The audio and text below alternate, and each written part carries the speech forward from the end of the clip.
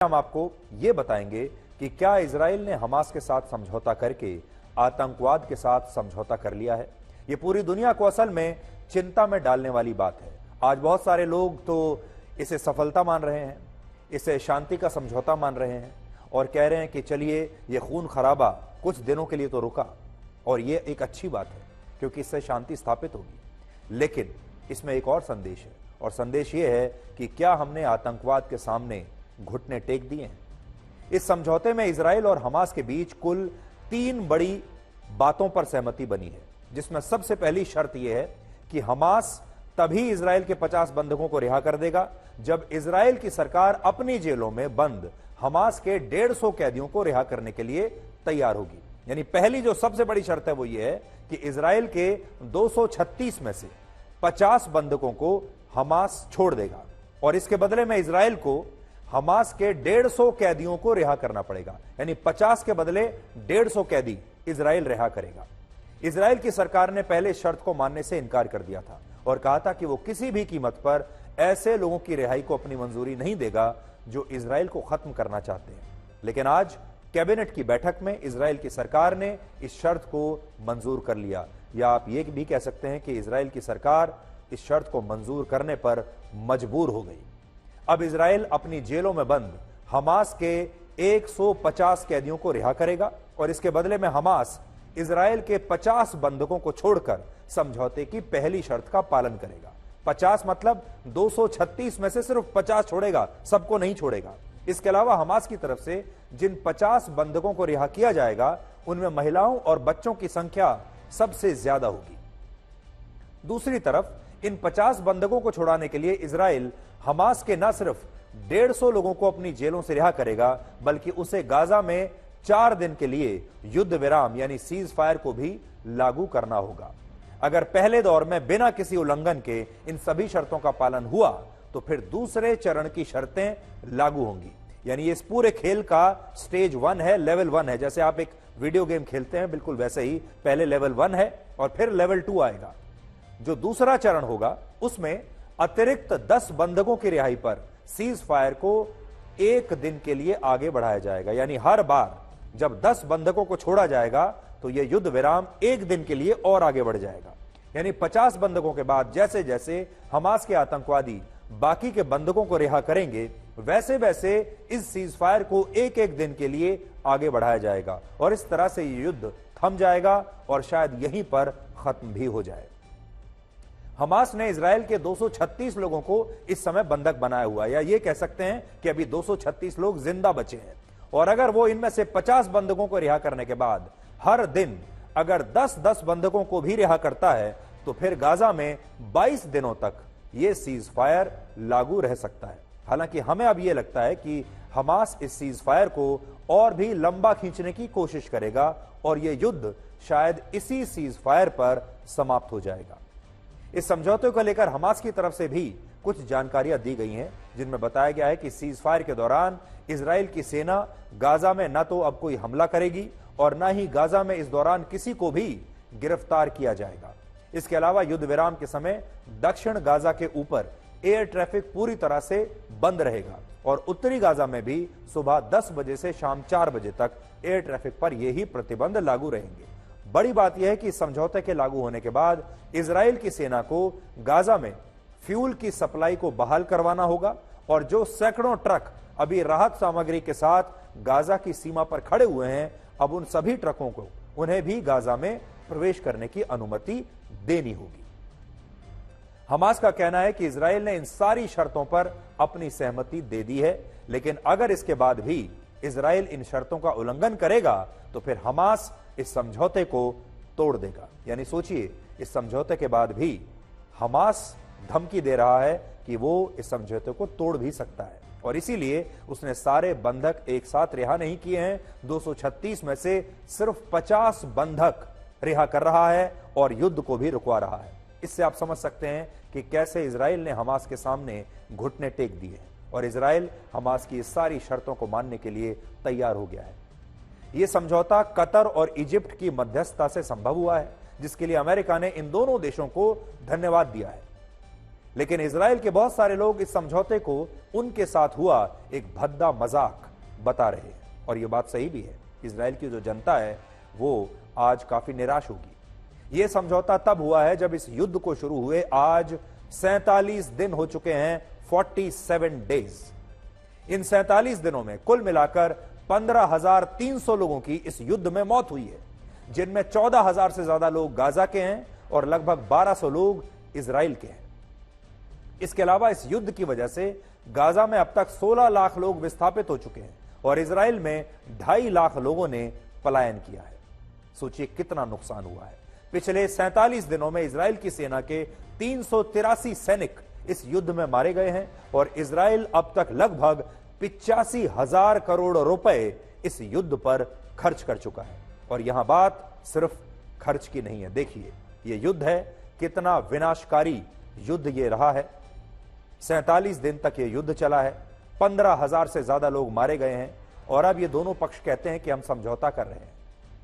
पिछले महीने 7 अक्टूबर को हमास ने इजराइल पर जो आतंकवादी हमला किया था, उसके बाद से इजराइल गाजा पर 35,000 टन बारूद के हजारों बम गिरा चुका है, जिसमें गाजा की 2 लाख से ज्यादा इमारतों को नुकसान पहुंचा है और 40,000 इमारतें गाजा के नक्शे से पूरी तरह गायब हो चुकी हैं।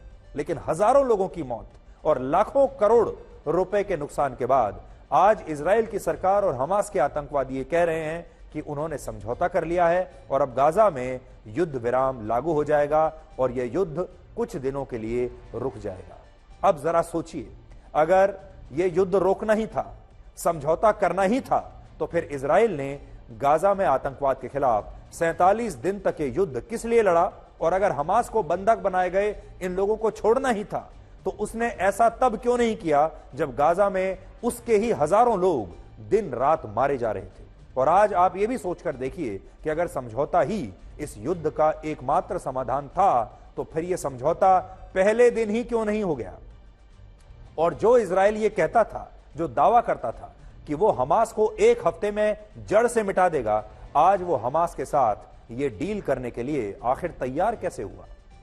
तो इसकी वजह यह है कि कलयुग के इस दौर में बुराई का अंत नहीं होता, बल्कि अब बुराई के साथ समझौता करके उसे छोड़ दिया जाता है। आप शुरुआत से अपने स्कूल के समय से सुनते आ रहे हैं कि बुराई पर अच्छाई की जीत होती है। हमारे देश में तो हम त्योहार जब मनाते हैं, दिवाली का त्योहार भी, तो कहते हैं कि ये बुराई पर अच्छाई का त्योहार है। जब दशहरा मनाते हैं तो कहते हैं कि ये बुराई पर अच्छाई की जीत है। पहले ऐसा हुआ करता था, लेकिन ये कलयुग है। अब इस कलयुग में बुराई पर अच्छाई की जीत होती ही नहीं है, बल्कि अच्छाई को बुराई के साथ सिर्फ समझौता करना पड़ता है। दुनिया में जो 2 विश्व युद्ध लड़े गए, उनका अंत निर्णायक रहा था। दूसरा विश्व युद्ध तभी समाप्त हुआ जब जर्मनी की सेना ने अपनी हार मानी और जापान की सेना ने सरेंडर किया। इसी तरह पहले विश्व युद्ध का अंत तब हुआ जब जर्मनी और ऑटोमन एम्पायर ने अपनी हार मानी। और अगर इससे भी पीछे जाएं तो रामायण काल में भगवान श्री राम और रावण के बीच जो युद्ध लड़ा गया, वो तभी खत्म हुआ जब श्री राम ने रावण का वध कर दिया था। उस युद्ध में रावण ने सीता का हरण किया था और फिर सीता को रावण से मुक्त कराने के लिए भगवान श्री राम ने रावण के खिलाफ युद्ध लड़ा और उसका वध करके उसकी बुराइयों का अंत किया। और इसीलिए हम कहते हैं कि बुराई पर अच्छाई की विजय होती है। लेकिन आज के जमाने में बुराई के साथ समझौता करना पड़ता है। आजकल के युद्ध में बुराई का अंत नहीं होता। महाभारत में भी बुराई का अंत हुआ और अच्छाई की जीत हुई। धर्म और अधर्म की लड़ाई थी जिसमें धर्म जीता और अधर्म हार गया। लेकिन अब ऐसा नहीं होता। अब धर्म और अधर्म के बीच बहुत हल्की सी लकीर है और धर्म को अधर्म के साथ समझौता करना पड़ता है।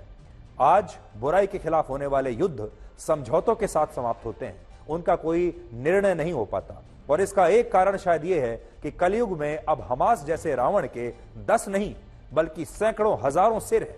उस जमाने में तो रावण के सिर्फ 10 सिर थे, एक कटता था तो दूसरा आ जाता था। और उस जमाने में रावण को हम सिर्फ 10 सिरों के वजह से जानते थे। लेकिन आज जो आतंकवाद है उसके 10 नहीं, उसके हजारों और लाखों सिर हैं। आज Iran, Yemen, Lebanon, Egypt, Syria, Pakistan, Afghanistan और इराक जैसे देशों में हमास के न जाने कितने अलग अलग सिर हैं। और आज हमास के रावण की बुराई का अंत नहीं होता, बल्कि ये रावण अब समझौता कर लेता है और इसकी वजह से अब अधूरे युद्ध लड़े जाते हैं। फिर चाहे बात इजराइल और हमास के युद्ध की हो या फिर यूक्रेन और रशिया के युद्ध की हो। आज आप इजराइल और हमास के बीच हुए इस समझौते का निष्कर्ष इन 5 बातों से समझ सकते हैं और ये 5 बातें पूरी दुनिया के लिए एक बहुत बड़ा संदेश है। पहला निष्कर्ष यह है कि इजराइल ने हमास से समझौता करके आतंकवाद को लेजिटिमाइज कर दिया है और इससे कहीं ना कहीं ऐसा भी लगता है कि हमास इजराइल के लोगों को बंधक बनाकर उसे ब्लैकमेल करने में कामयाब हो गया है। और ये जो समझौता हुआ है इसमें इतने सारे देश शामिल हुए हैं, अमेरिका ने इसका स्वागत किया है। इसका मतलब यह होता है कि हमने आतंकवाद को और आतंकवादी संस्थाओं को मान्यता दे दी है। अब हमने यह तय कर लिया है कि हम आतंकवादी संस्थाओं के साथ टेबल पर बैठकर समझौता भी करेंगे, उनके साथ बातचीत भी करेंगे, संधियां भी करेंगे और उनकी बंदूक के साथ शांति की बातचीत करेंगे। दूसरा निष्कर्ष यह है कि इजराइल की सरकार कहती थी कि उसकी राष्ट्रीय नीति ऐसी है कि वो कभी किसी आतंकवादी संगठन से कभी भी कोई बातचीत नहीं करेगी, कोई समझौता नहीं करेगी। लेकिन अब इजराइल की सरकार हमास के आतंकवादियों से बात भी कर रही है और समझौते भी कर रही है, जिससे सवाल खड़ा होता है कि या तो इजराइल ने पहले हमास को आतंकवादी मानकर गाजा में जो कार्रवाई की वो गलत थी, या ये आतंकवादी थे ही नहीं, जैसा कि दुनिया के ज्यादातर देश आज भी हमास के लोगों को आतंकवादी मानते ही नहीं है। भारत में भी हम कभी जब आतंकवाद के खिलाफ लड़ाई पर आपसे कोई बात करते थे तो इजराइल का उदाहरण हम दिया करते थे और कहते थे कि इजराइल से सीखना चाहिए। इजराइल वो देश है जिसकी राष्ट्रीय नीति में यह लिखा है कि वो कभी भी आतंकवादियों के साथ ना तो नेगोशिएट करेंगे, ना बातचीत करेंगे, ना समझौता करेंगे। लेकिन इजराइल ने इस बार यह भी कर लिया और इजराइल इतना मजबूर हो गया। तीसरा निष्कर्ष, इस समझौते से दुनिया में इजराइल की मिलिट्री पावर वाली जो मजबूत छवि है उसे बहुत नुकसान पहुंचा है। अभी तक इजराइल को एक बहुत ही मजबूत और सुरक्षित राष्ट्र माना जाता था। इजराइल के सुरक्षा, खुफिया और सैन्य तंत्र को दुनिया में सबसे शक्तिशाली देशों में से एक माना जाता था। लेकिन हमास से 47 दिन युद्ध लड़ने के बाद भी इजराइल को आखिरकार हमास से समझौता ही करना पड़ा और इजराइल की सेना हमास को समाप्त नहीं कर पाई।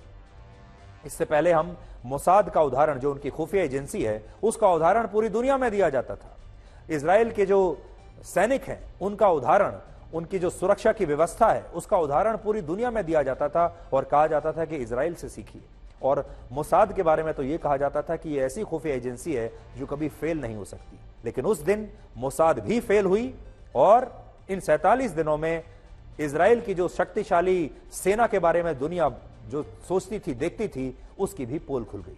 चौथा, दुनिया आतंकवाद के खिलाफ खुद को हमेशा हर समिट में, हर टेबल पर जब भी देशों के नेता मिलते हैं, हमेशा दुनिया यही कहती है, सारे देश कहते हैं कि हम आतंकवाद के खिलाफ एकजुट हैं। आप देख लीजिए, कभी G20 का समिट हो, यूनाइटेड नेशंस की बैठक हो, हर जगह यही भाषा इस्तेमाल होती है।